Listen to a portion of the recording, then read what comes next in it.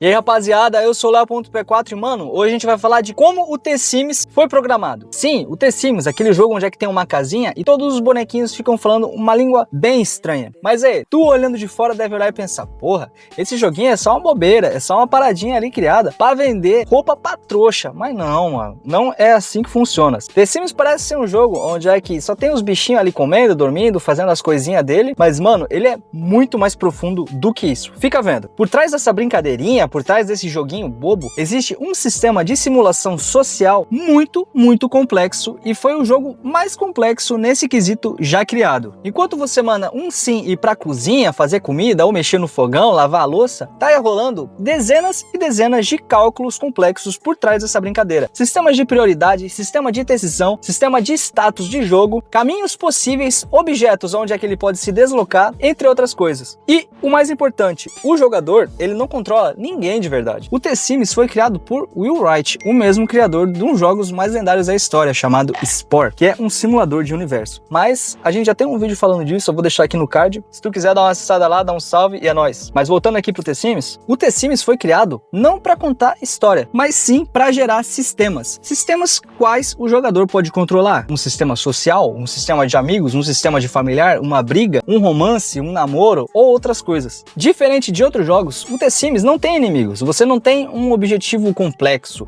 você não tem que ir lá e matar o fulano, você não tem uma história de mafioso por trás. Você só tem que viver, você tem que viver em sociedade. Ou seja, ele é basicamente um simulador de vida. No jogo, você só tem que definir as regras, você tem que fazer as coisas e observar quando elas entram em conflito. Cada sim é um agente autônomo. Você não controla ele de verdade, você controla basicamente as ações. E ele se controla, se ele vai gostar ou não, como é que vai ficar o humor dele, no que ele vai fazer e da maneira que ele vai fazer e qual vai ser a habilidade dele em cima daquela ação. Quando uma necessidade do sim cai demais, por exemplo, a fome, todas as outras habilidades vão decair também. Todos os status também vão decair. Então, quando a fome daquele sim diminui, a habilidade de outras ações piora mais ainda. E por isso que o sim, às vezes, ignora completamente o que você mandou. Não é teimosia, não é como se ele fosse bobo. É porque existe um sistema de prioridade. Se ele tá com fome, ele não vai fazer outra coisa além de comer. O sistema de inteligência do sim funciona basicamente como uma IA, só que uma IA baseada em utilidade. A inteligência artificial dele vai priorizar ações que o mantêm vivo, como comer, como tomar banho, como ir pro médico ou fazer a higienização dele mesmo no jogo. E cada ação dentro do jogo recebe como se fosse uma pontuação invisível. Por exemplo, dormir vale 80 pontos, porque dormir é uma ação de prioridade. É muito importante dentro do jogo. Comer é uma ação que vale 70 pontos, então é outra ação de prioridade. Então você tem ações que você tem que realmente concretizar elas e você tem que ficar fazendo elas repetidas vezes, porque é uma ação de prioridade. É uma ação que você precisa fazer para mantê-lo vivo. Então acaba que você não controla ele 100%. E o sim, ele olha para as ações e define qual que tem mais valor para ele. Por exemplo, se ele estiver com fome, ele vai comer. Se ele estiver com sono, ele vai dormir. E você não controla isso nele. Você pode até fazer ele ficar acordado, mas o sim, ele vai perder habilidades em outras áreas. O sim dentro do jogo, ele não vive sozinho. Ele interage com objetos, com outros sim, com as coisas em volta dele. É como se ele realmente estivesse vivendo dentro daquele mundo. Por exemplo, vamos utilizar o objeto geladeira. O sim tem noção que lá dentro tem um negócio que vai fazer aumentar 80 pontos no status de fome dele. Então, quando o sim olha para a geladeira, ele não olha para a geladeira como se fosse só um objeto. Ele olha para a geladeira como um objeto de prioridade para mantê-lo vivo dentro daquele game. E quando um sim tá com fome, ele não sabe cozinhar. É a geladeira que vai fazer aquilo por ele. Então, quando ele vai interagir com a geladeira, ele vai lá e pega a comida na geladeira, é a geladeira que abaixa o status de fome dele. Ou seja, The Sims é basicamente um jogo de interação social, onde cada coisa e cada objeto aumenta ou abaixa a felicidade do teu sim dentro do jogo. Cada coisinha que você fizer vai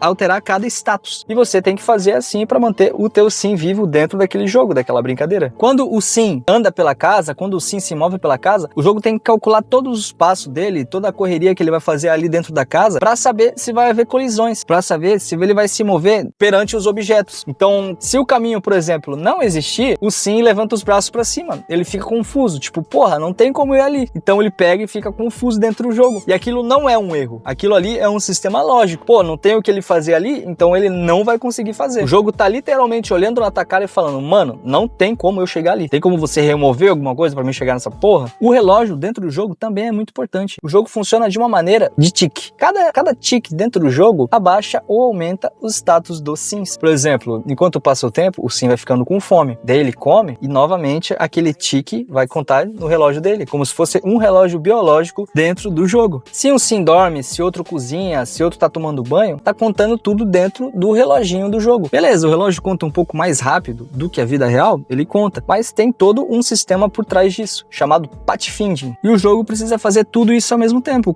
Enquanto um tá cozinhando, enquanto o outro tá jogando bola, enquanto o outro fazendo, ele precisa fazer tudo ao mesmo tempo. E por isso que o The Sims é muito conhecido pelos seus famosos bugs. Não porque é mal feito, não porque é mal otimizado, mas porque o jogo é muito complexo. Ele faz muitas coisas ao mesmo tempo. Quando você tem muitos e muitos sistemas autônomos interagindo ao mesmo tempo e ali no mesmo espaço e num curto período de tempo e eles estão fazendo tudo ali na mesma hora e tudo ao mesmo tempo, mano, vai rolar bug. Sempre vai acontecer de um dar erro e outro não. O jogo, ele não sabe o que é errado, o que é certo. Por isso que tu consegue matar os sims, tu consegue matar ele afogado, tu consegue fazer ele nadar até morrer de exaustão dentro da piscina, porque ele não sabe o que é certo e o que é errado. Ele só manda você fazer, tá ligado? Ele só manda, ele só segue as regras dele mesmo. Então, quando um sim morre, não é porque o jogo queria aquilo, era porque o jogador fez aquilo e o sistema, ele agiu perfeitamente conforme o script. E no fim das contas, The Sims não é um joguinho bobo de controlar a vida, de controlar brincadeirinha,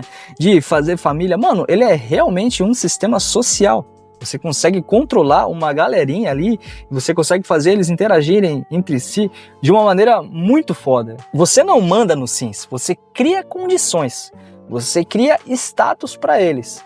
E quando o jogo dá tudo errado, não quer dizer que ele quebrou, quer dizer que o script seguiu as próprias regras. E é isso aí, rapaziada. Se tu curtiu o vídeo, mano, se inscreve no canal e é nóis. Um beijo do Magro. E tá acabando minhas férias e os vídeos por aqui vão voltar ao normal. E ó,